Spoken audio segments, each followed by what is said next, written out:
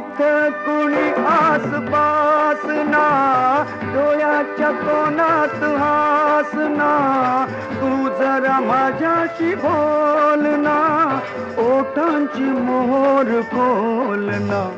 तू लगबग जाता मग वळून पाहता, वाट पावलात अडकळली, जशी मावळत्या उन्हात केवड्याच्या बनात नागिण सळसळली.